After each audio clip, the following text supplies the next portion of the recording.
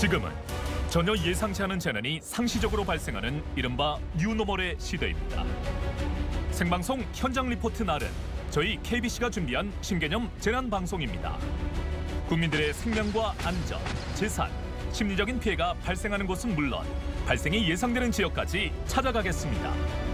TV와 유튜브 생방송을 통해 지역의 한계, 편성의 한계, 정보의 한계를 뛰어넘는 재난 현장 리포트를 준비하겠습니다.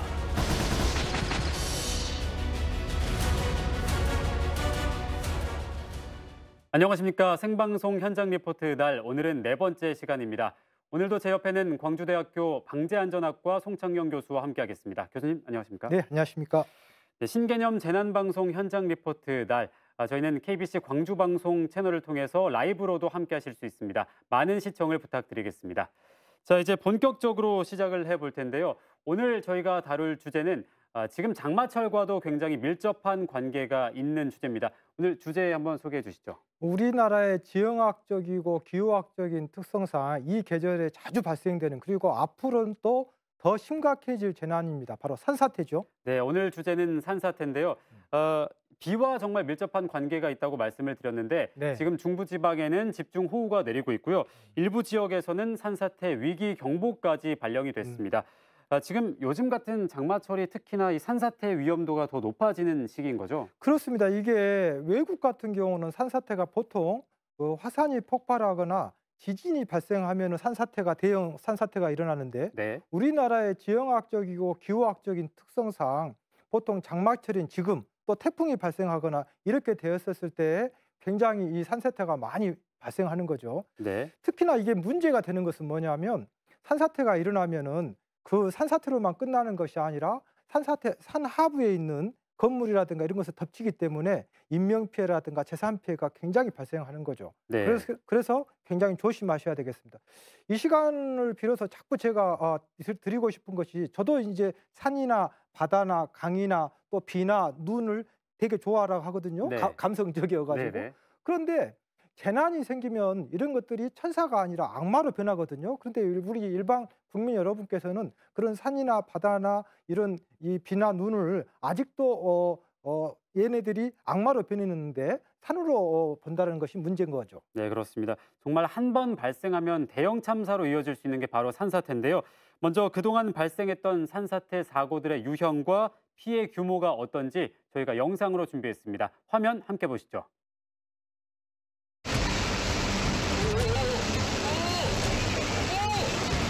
산지 비탈면에서 엄청난 양의 토사가 휩쓸려 내려옵니다. 삽시간에 아파트 일대를 덮쳤는데요. 같은 시각 도로에서는 우면산에서 엄청난 양의 토사와 물이 쏟아져 자동차 수십 대가 흙더미에 파묻혔습니다. 흙과 나무더미, 자동차들이 뒤엉키고 흘러내린 토사가 아파트 4층 높이까지 차올라 16명이 숨지는 큰 인명피해가 발생했는데요.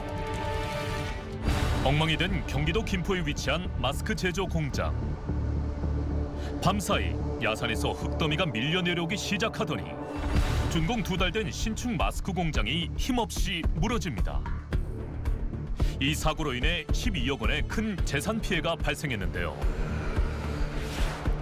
최근 기후변화로 인해 게릴라성 집중호우가 증가하면서 산사태 발생 가능성이 높아지고 있습니다.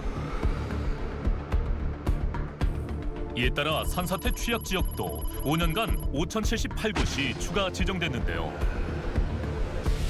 현재 광주 전남 산사태 취약 지역은 전남 2,362개소, 광주 75개소로 산사태 위험이 곳곳에 도사리고 있습니다. 한 번 발생하면 대형 참사로 이어지는 산사태. 우리 지역에서도 인명, 재산 피해가 속출했는데요. 담양 금성면에선 산사태로 주택이 매몰되면서 1명이 숨지고, 곡성 성덕마을에선 마을 뒷산에서 토사가 무너져 내려 5명이 사망하는 대형 참사가 발생했습니다. 장마철을 맞아 또다시 대규모 산사태 피해가 우려되는 지금, 산사태의 원인과 안전 행동 요령에 대해 알아보겠습니다. 영상을 보니까 이 산간 지역은 당연하고 이 서울 우면산 같은 도심 지역에서도 산사태로부터 자유롭지 않다는 걸 느낄 수가 있었는데요. 일단 이 산사태가 발생을 했을 때 어떻게 행동을 해야 될까요? 네. 일단은 주거 지역에서는 산사태가 발생했었을 때에는 가능하면 주택 내에서 안전하게 대기를 하셔야 되겠고요. 네. 그다음에 그 2차 사고죠.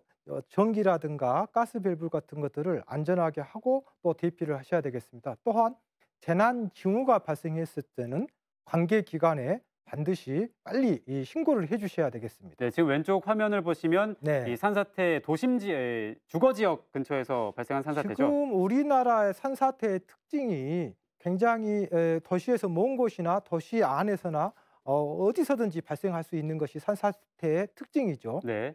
이 주거 지역에서 산사태가 발생했을 때는 일단 가장 먼저 어떤 식으로 행동을 하는 게 가장 좋을까요? 방금 전에 말씀드린 것처럼 재난은 정보가 중요하지 않습니까? 네. 그러니까 방송을 통해서 재난 상황을 계속 청취를 하셔야 되겠고, 네. 그다음에 2차 사고를 방지하기 위해서 전기나 가스 밸브를 반드시 잠그고 대피를 하셔야 되겠습니다. 일반적으로 사실 산사태라고 하면 흙이 떠내려오는 걸 상상하는데 나무도 이렇게 떠내려오면서 창문이 다 깨지고 이런 사고가 발생을 하네요. 그렇습니다. 산사태가 보통 대부분이 산 하부에서 발생하지 않습니까? 네. 근데 일본 같은 경우는 산 하부를 레드존이라고 합니다. 굉장히 위험한 곳이라는 거거든요. 네. 근데 우리나라는 그곳이 숲세권이라고 해가지고 굉장히 또 건축 행위가 많이 이루어지지 않습니까? 그렇죠. 어떻게 보면은 재난 방지 공학적으로 봤을 때는 건물을 지으지 않아야 할 곳에 건물을 짓고 있기 때문에 저런 사고가 계속 발생되는 거죠. 자, 주거 지역 근처에서 이렇게 사고가 발생하면 이 사람이 사는 곳이기 때문에 더 피해가 클 수밖에 없을 것 같습니다. 그렇습니다. 그다음에 지금은 이제 자동차인가요? 예, 운전 상황에서 산사태가 발생하면 예. 네. 이렇게 순식간에 산사태가 발생을 했고 차량을 덮쳤는데요. 뭐 피할 수 있는 겨를은 없다고 봐야 되겠네요. 그렇습니다. 그렇기 때문에 가능하면 물론 이제 재난 현장에서 판단을 하셔야 되겠지만 원칙적으로는 영상에서 보시는 바와 같이 차량을 운전할 때에는 차량 밖으로 나오시는 것보다 네. 지금 영상도 보시다시피 차량 안에서 안전벨트를 메고 대기를 하시는 것이 훨씬 안전합니다. 그다음에 이제 산사태라고 하는 것이 불과 몇십 초에 끝나기 때문에요. 네. 가능하면 저렇게 이제 산사태가 어느 정도 완화가 되면 좀 안정이 빨리 됐을 때 그때 탈출을 해야 되는 그렇습니다. 거죠. 이때 주의하셔야 될 것은 산 밑으로 내려가는 것보다는 네. 산 위로 올라가시는 게 좋습니다. 오히려 위로 올라가는 게 더 안전하다는 그렇습니다. 말씀이신 거죠? 산사태는 항상 낮은 곳으로 가고 있기 때문에 가능하면 산사태가 일어난 곳에서 멀리 높은 산으로 우리가 이동하라고 하고 있습니다. 또 그리고 산 같은 경우에는 물이 흐르는 경우가 많은데 만약에 그렇습니다. 물과 같이 왔을 때는 어떻게 대처를 해야 될까요? 수압이 걸린 경우에는 차량 문이 열리지 않기 때문에 네. 물이 오는 곳에 반대쪽으로 탈출하는 것이 원칙이죠. 물이 없는 반대쪽으로 문을 열고 탈출을 해서 네. 산 위쪽으로 올라가는 게 안전하다는 말씀이시죠? 그렇습니다. 직각으로 해서 높이 가능하면 그 수평으로 그 산사태가 오는 쪽으로 하는 것이 아니라 네. 직각으로 수평으로 이동하셔서 올라가셔야 돼요. 일단 옆쪽으로 피해서 올라가시는 게 그렇습니다. 훨씬 안전하다라는 말씀이시고요.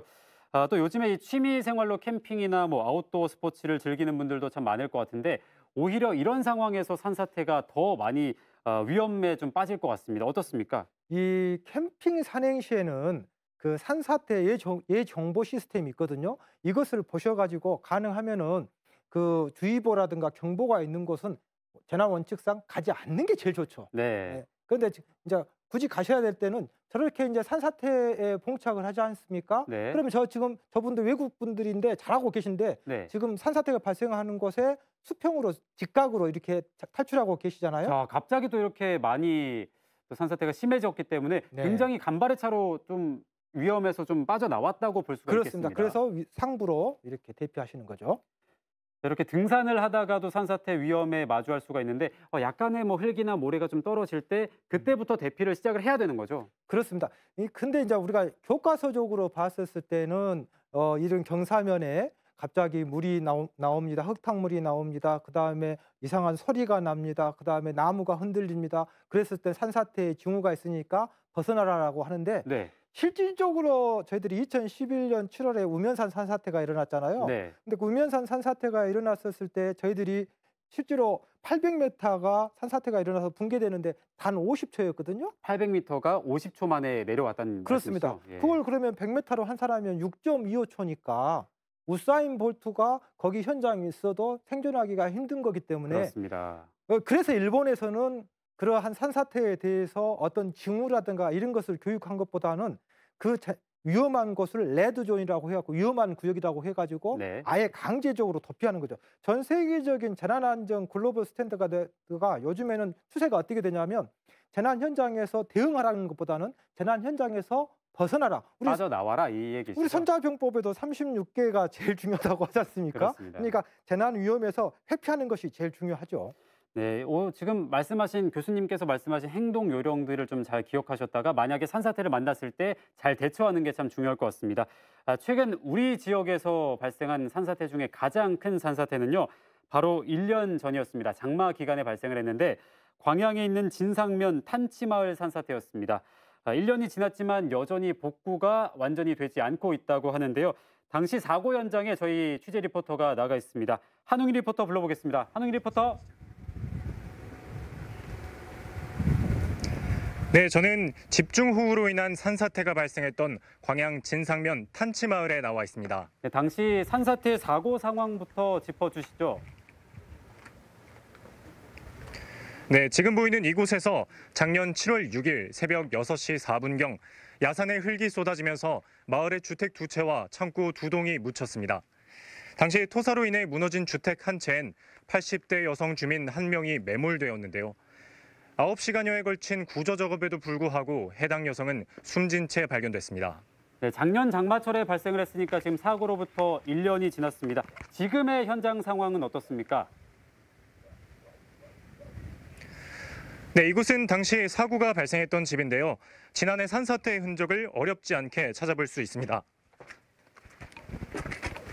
사고가 발생한 지 1년이 지났음에도 불구하고 이렇게 철골 구조물이 노출된 상태로 그대로 남아있고 벽체가 절반이 파손된 채 남은 벽체만이 이렇게 아슬아슬하게 버티고 있는 상황입니다. 자세하게 좀 더 살펴보시겠습니다.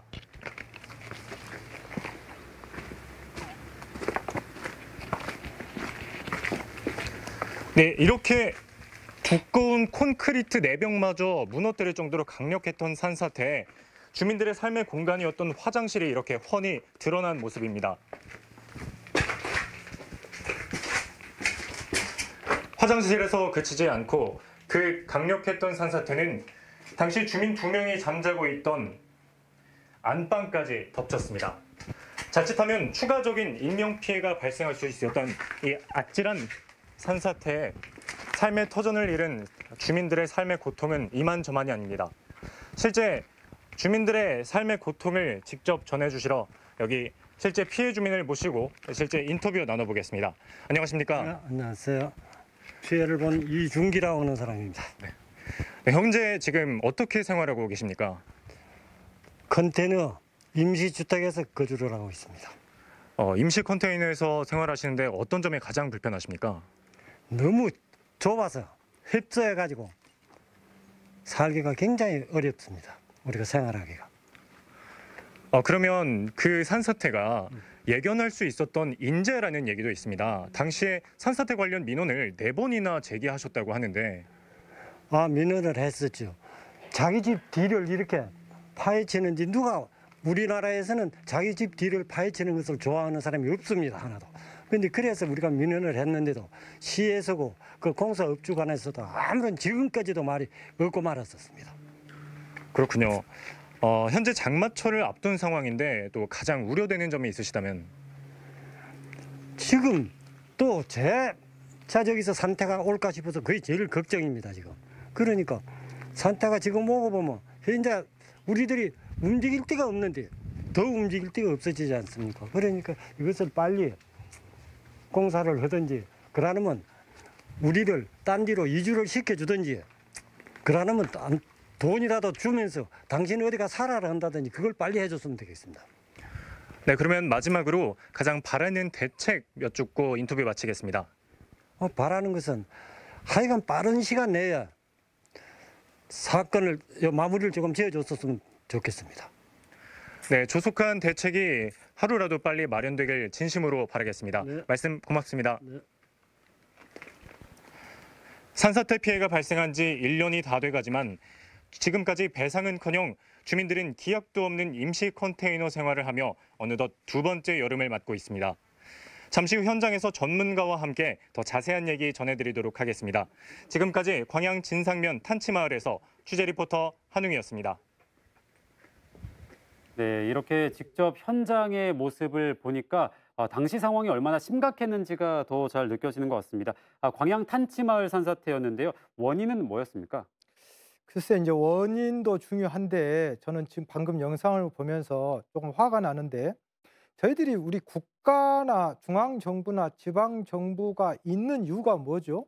그 최소한의 재난안전은 저는 선제적인 복지요, 선제적인 행정이라고 저는 생각합니다. 네, 그러니까 국가가 국민한테 교육, 인권, 복지, 노동, 환경 많은 것을 부여해야 되지만 국민의 생명과 재산이 제일 중요한 거 아닙니까? 네, 지금 저 상태는 저는 관계기관 여러분들한테 지금 조금 꼭 부탁드리고 싶은 게 지금 필요한 것은 스피드다. 네, 그리고 진정성이다. 지금 저 현장에 지금 이틀 동안에 단 이틀 동안에 355mm의 게릴라성 폭우가 왔잖아요. 네, 네, 대한민국의 대부분의 산사태는 저는 자연재난이 아니고 거의 90%가 인재거든요. 왜? 네, 그냥 산이 있는 상태에서 아무리 355mm가 왔다고 하면은 산사태가 일어나지 않습니다. 네, 지금 저 현장도 마찬가지지만 개발 행위 우리가 도로를 뚫거나 뭐 터널을 만들거나 뭔가 아파트를 지으려고 개발 행위를 하면은 거기서 산사태가 일어나는 것이 거의 90%가 넘거든요. 네, 인위적인 개입이 들어갔을 때 산사태가 더 잘 발생한다는 그렇기 말씀이시잖아요. 때문에 저는 인재라고 보는 것이죠. 네, 최근에 이런 산사태 빈도도 참 많이 높아지고 있고 또 피해 유형도 또 다양해지고 있다고 들었습니다. 그렇습니다. 지금 현재 우리나라에서 제일 큰 문제가 방금 전에 말씀드린 것처럼 지형학적인 특성. 우리가 산이 많지 않습니까? 네, 그러면 산이 많다 보니까 아무래도 그 산사태가 일어날 개연성이 높고요. 네, 또 기후학적으로 게릴라성 폭우, 국지성 폭우, 물폭탄이 발생하고 있지 않습니까? 네. 이 두 가지가 콤비네이션을 이루어 가지고 재난이 많이 발생하는데 재밌는 것은 그 산 아래 항상 산 꼭대기는 산림청에서 관리를 하고 있거든요. 네, 또 산 중간은 소위 얘기해서 국토교통부가 합니다. 그리고 산 밑에는 지자체와 행정안전부가 급경사를 하고 있거든요. 근데 실질적으로 개발 행위는 산 꼭대기와 중턱에서 하는데 거기는 산림청과 국토교통부가 관장을 하고 있고 정작 재난이 생기는 것은 이곳인데 이 산림청과 국토부와 지자체와 이 행정안전부가 콤비네이션을 잘 이루어져야 되는 이 재난 행정이 이루어지지 않고 있기 때문에 원인은 상부에서 발생하고 피해는 하부에서 받고 있는 네. 이런 것들이 계속해서 지금 반복되고 있거든요. 저는 이것을 일벌백계 원인 규명을 정확하게 해가지고 다시는 이런 재난이 생기지 않도록 우리 사회가 시스템을 갖춰줘야 될 것 같습니다. 네, 대처만큼 예방이 중요하다는 말씀이시잖아요. 그렇습니다. 참 멀게만 느껴졌던 이 산사태라는 재난이 점점 가까워지고 있다는 생각이 드는데요. 아무래도 처음 겪는 재난이나 재해라면 우리가 신체적으로, 정신적으로 또 재산적으로 피해를 입었을 때 어떻게 보상을 받아야 될지 참 고민이 많으실 것 같습니다. 오늘 변호사님 모시고 궁금한 점 좀 여쭤보도록 하겠습니다.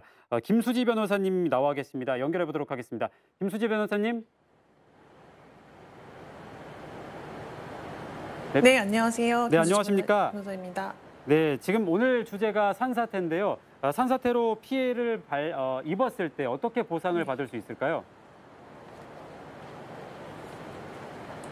앞서 그 교수님께서 말씀해 주신 것처럼요. 인재라고 판단되는 경우에는 산사태로 인한 피해를 배상받을 수 있습니다. 그 우면산 그 사건 말씀해 주셨는데요. 우면산 사태는 2011년도에 발생했던 사건이고 150차례의 산사태가 한꺼번에 발생되면서 16명이 숨지고 51명이 부상을 당한 사고였습니다.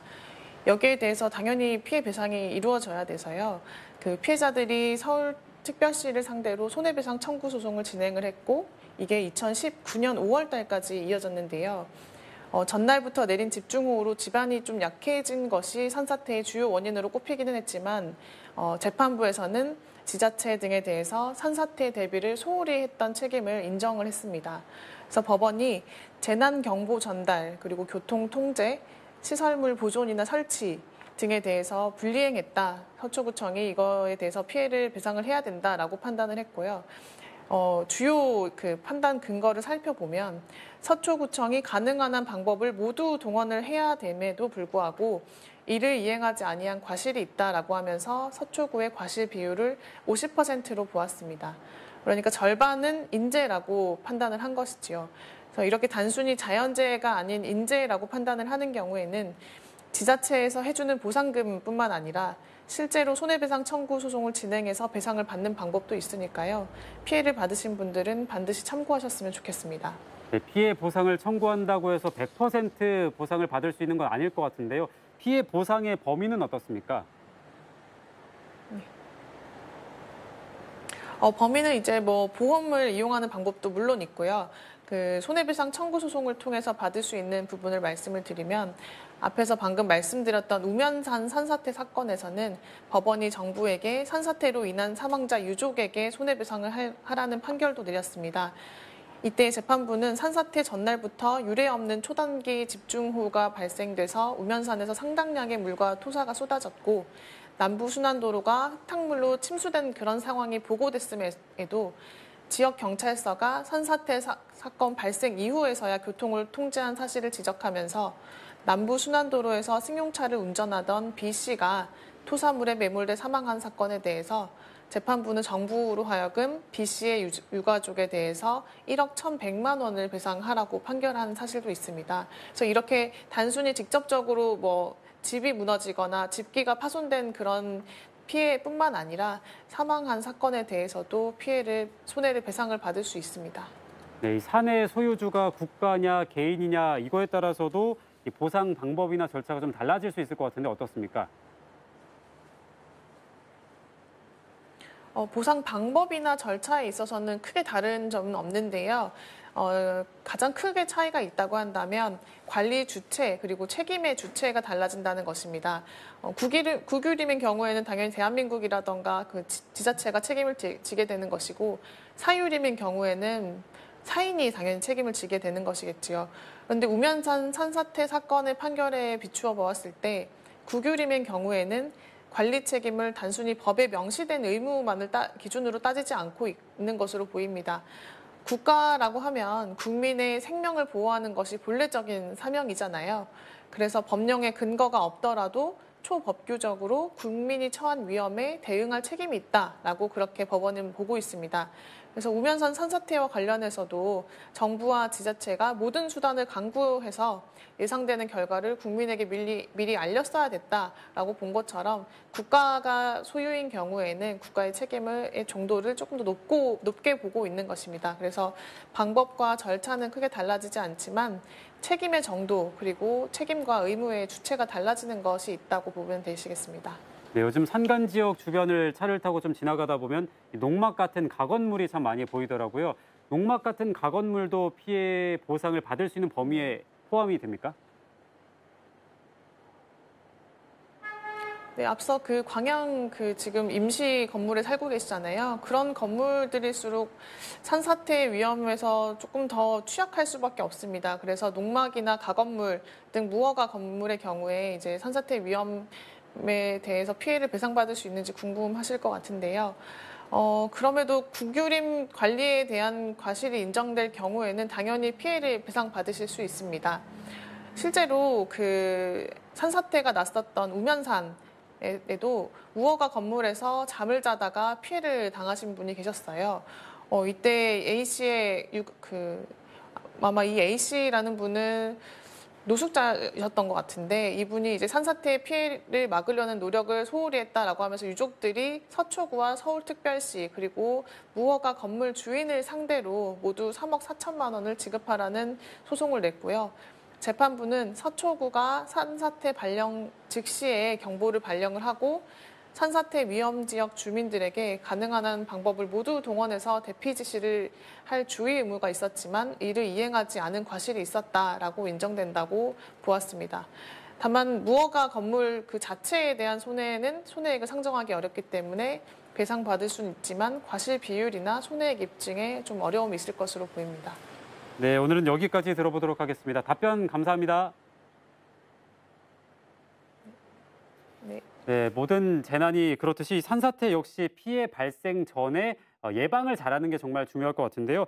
산사태는 대체 언제 또 어떻게 왜 발생하는지 저희가 영상으로 준비했습니다. 화면 함께 보시죠. 평범해 보이는 산. 조금씩 흙들이 흘러내리더니 잠시 후 무서운 속도로 무너지면서 지나가던 오토바이를 집어삼킵니다. 갑자기 쏟아져 내린 토사 더미. 주택들이 종잇장처럼 쓸려 내려갑니다. 모든 것을 순식간에 휩쓸어버리는 산사태. 그 전조 증상을 알아보기 위해 국립재난안전연구원에서 모의 실험을 진행했습니다. 35도의 급경사에 1.5m 두께로 토지를 쌓은 뒤 시간당 50mm의 폭우를 퍼부었습니다. 5시간 경과 후 경사면에 균열이 발생하기 시작합니다. 다시 3시간이 지나고 경사면 아래쪽으로 흙탕물의 양이 치솟기 시작하는데요. 얼마 되지 않아 흙더미가 완전히 무너져 버립니다. 평소보다 많은 양의 이런 새굴이 발생을 해가지고 이렇게 토사 유출이 발생을 한다든가, 바람이 그렇게까지 막 부는 건 아닌데 얘들이 나무가 막 심하게 움직인다든가, 그래서 잡고 있던 흙들이 떨어져 나가면서 돌멩이 같은 것들이 갑자기 많이 굴러 떨어져 내린다든가, 이랬을 때는 빨리 대피를 하는 게 낫겠죠. 그렇다면 산사태 발생 원인은 무엇일까요? 흙입자들은 본래 수분이나 식물 뿌리의 힘을 통해 결석됩니다. 하지만 폭우나 진동, 산림 훼손으로 인해 그 결속력이 떨어지면 경사면이 무너져 내리게 되는데요. 때문에 산림을 파괴하고 땅에 잦은 진동을 유발하는 난개발이 산사태의 주요 원인으로 꼽히고 있습니다.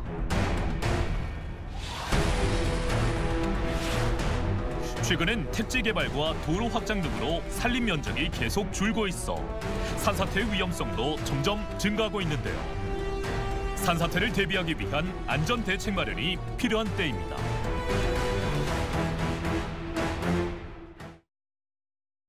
네, 산사태가 워낙 순식간에 발생하기 때문에 계속 산만 뚫어져라 보고 있지 않는 이상은 예방 자체가 힘들지 않을까 싶은데요. 그렇기 때문에 일반 시민들 입장에서는 경보에 더 의존할 수밖에 없다, 이런 생각이 들었습니다. 우리나라 산사태 경보 시스템은 현재 어떻게 운영되고 있습니까?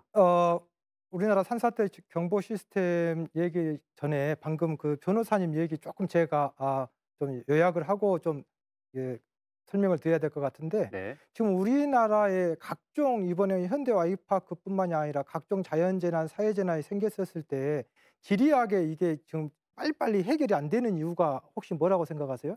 이게 관련된 법과 매뉴얼이 너무나 많습니다. 예컨대 우리가 축구에 룰이 있는 것처럼 재난도 룰이 있는데 그게 법과 매뉴얼이거든요. 그런데 우리가 매뉴얼 같은 경우에 오늘 날짜로 약 한 9,500여 개의 매뉴얼이 있습니다. 그러니까 네. 그런 것들이 해석하기도 힘들고 너무나 많기 때문에 굉장히 이렇게 오래 가는 거죠. 그래서 이제 앞으로도 이런 재난들에 대한 원인 규명과 그다음에 책임의 여부에 대해서 굉장히 토론이 돼야 될 것 같고, 그다음에 이런 것들을 반복 좀 로우 데이터를 모아가지고 어떤 규정을 만들어야지, 규정이 없다 보니까 이런 피해를 아까 전에도 광양도 마찬가지지만 네. 지리하게 계속 싸우고 있는 거지 않습니까? 그렇기 때문에 이런 것들을 빨리 지금 시스템을, 재난 행정이 많이 지금 우리나라의 재난 유형을 따라가지를 못하고 있다. 알아두실 필요가 있겠고요. 우리나라의 재난 산사태 경보 시스템은 산림청에서 만들어 놨거든요. 네. 산림청에서 만든 산사태 예측 정보 시스템을 구축해서 지금 제공하고 있는데요. 이 시스템은 기상청의 강우 자료와 권역별 산사태 토양 함수 지수를 가지고 분석하고 있습니다. 그래서 읍면동에 단위로 해서 예측 정보를 제공하고 있습니다. 이 경보 시스템에도 반드시 문제점이나 보완점이 있을 것 같은데, 이게 네. 아무래도 한계가 있어요. 이게 아무래도 국지적인 그 지역의 산사태를 발생할 수 있다, 예측하기가 굉장히 어렵습니다. 마치 과거에 기상청에서 기상청 운동회 한 날 비가 왔다 온 것처럼 굉장히 맞히기가 힘들거든요. 그래서 이것은 기초 자료로 활용하시고 앞으로 이것에 대해서 더 연구해가지고 좀 더 정확한 데이터가 될 수 있도록 노력을 해야 될 것 같습니다. 네, 그렇습니다. 이 산사태의 가장 취약한 지점을 꼽자면 산사태가 이미 발생한 지역이라고 하는데요. 네. 1년 전 큰 산사태를 겪은 광양 진상면 탄치마을은 이번 장마 기간 가장 취약한 곳이 아닐까 싶습니다. 과연 대비는 잘 돼 있을지 다시 한번 현장 연결해 보도록 하겠습니다. 한웅희 리포터. 네, 저는 현재 당시 산사태가 일어났던 비탈면 앞에 나와 있습니다. 현재 보이는 것처럼 방수포가 이렇게 덮여져 있지만 1년 전 사고 당시처럼 급격한 경사면을 따라 흙이 깎인 모습이 선명합니다. 지금 제 옆엔 현장을 함께 점검해볼 경북대 공과대학 이영재 명예교수님 나와 계십니다. 안녕하십니까? 안녕하십니까? 네, 교수님 보시기에 현재 이 상황의 가장 큰 문제점이 뭐라고 생각하십니까? 예, 이 이제 방수포 이것은 흑입자가 이 차로 이렇게 슬라이딩 되는 것을 일시 정지했을 뿐이지 근본적인 대책은 될 수가 없기 때문에 여기 이제 이런 방수포는 이렇게 이제 공간이 있습니다. 이거는 이제 퇴저감이라고 하는데 우리나라 대부분의 이런 산지 구조가 이렇게 형성되어 있기 때문에 이 퇴저감 앞에 적어도 성수로라든지 그다음에 옹벽 같은 것을 건설해서 앞으로 이제 지구온난화의 그 본격적인 영향에 의한 300mm, 400mm 폭우에도 이 마을에 피해가 없는 그런 시설물을 설치함으로 인해서 근본적인 안전 대책을 강구해야 된다. 이런 말씀을 드리고 싶습니다. 네, 그러면 여기 이렇게 덮여져 있는 방수포의 역할은 무엇인가요? 방수포라고 하는 건 보시다시피 지금 이제 폭우가 왔을 때에 흑입자수로 들어가고 흑입자에 들어가면 이게 다시 포화되어서 이 가스 등등으로 인해서 즉 압력에 의해서 2차 그 붕괴 사고를 일으키는데 그것을 일시 중지시키는 그런 기능일 뿐이지 근본적인 그 방지 대책이 아닙니다. 네, 그렇다면 또다시 장마철을 맞이한 상황에서 마을에 대한 2차 피해는 없을까요? 마을의 2차 피해는 충분히 있을 수 있는 거죠. 왜냐하면은 지구온난화에 의해서 앞으로의 이제 게릴라성으로 폭우 패턴이 크게 바뀌었습니다. 바뀌었기 때문에 적어도 이런 돌쌓기 해가지고 옹벽을 했거나 이런 것은 안 되고요. 여기에 사면 안전성에 의한 구조 해석의 결과에 의해서 그 규모를 잡은 옹벽, 그 다음에 물을 상부에서부터 좌우로 쭉 돌리는 성수로 시설을 해서 근본적인 그 폭우에도 견딜 수 있는 시설을 완벽하게 만드는 것이 중요한 안전 대책이라고 할 수 있습니다. 네, 그러면 옹벽 같은 물리적인 대책 말고도 또 교수님께서 생각하는 가장 시급한 대책이 또 있으실까요? 예, 그것은 지금 우리가 30년 전에 이 산사태, 즉 산지 개발에 하는 설계 기준령이 바꿔야 됩니다. 이렇게 지구온난화 등 많은 그 하중의 크기는 바뀌었는데 그것을 이렇게 즉 안전율이라고 하는데 안전율이 적어도 150% 이상 상향 조정이 돼야 될 것이고요. 그다음에 산지의 어떤 건축이라든지 토목공사가 인허가할 때는 반드시 성수로나 또는 그 옹벽 시설 등 안전 시설을 의무화해야 하는 중요한 이런 담보적인 법적인 그 정비도 시급히 이루어지는 것이 근본적인 사고를 막는 대책이라고 생각합니다. 네, 교수님 말씀 고맙습니다. 감사합니다. 산사태가 발생한 지 1년이 다 돼가지만 여전히 피해 복구가 되지 않아 2차 피해를 우려하지 않을 수 없습니다. 하루빨리 산사태 대비에 총력을 기울여야 할 필요가 있어 보입니다. 지금까지 광양 진상면 탄치마을에서 취재 리포터 한웅이었습니다. 네, 한웅희 리포터와 교수님 모두 고생 많으셨습니다.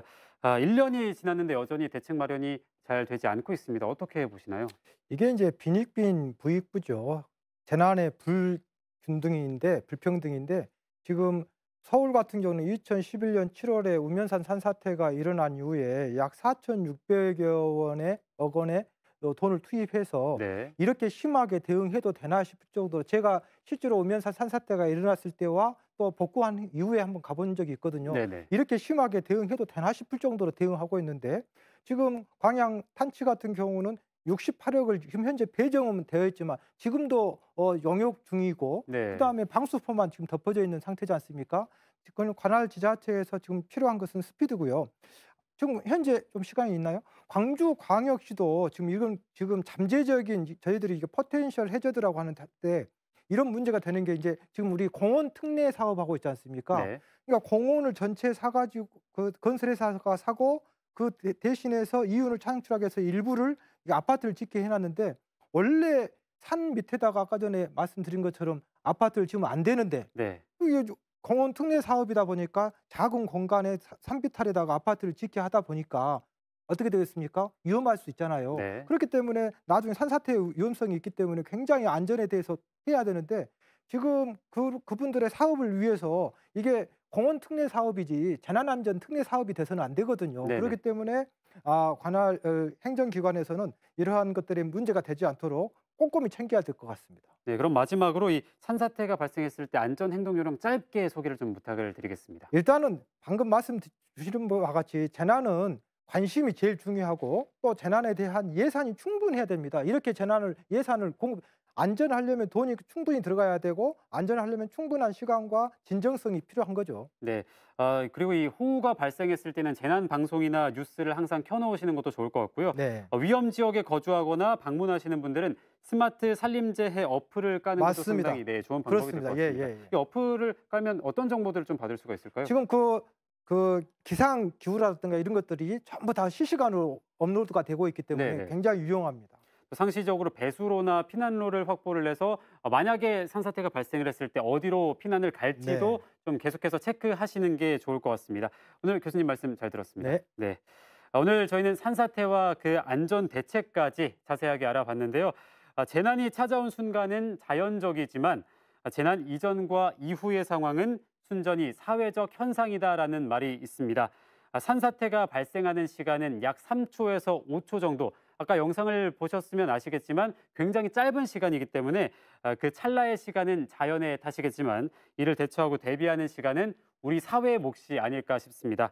생방송 현장 리포트 날 저희가 준비한 소식은 여기까지입니다. 저희는 다음 주 목요일 이 시간에 다시 찾아뵙도록 하겠습니다. 지금까지 시청해주신 여러분 고맙습니다.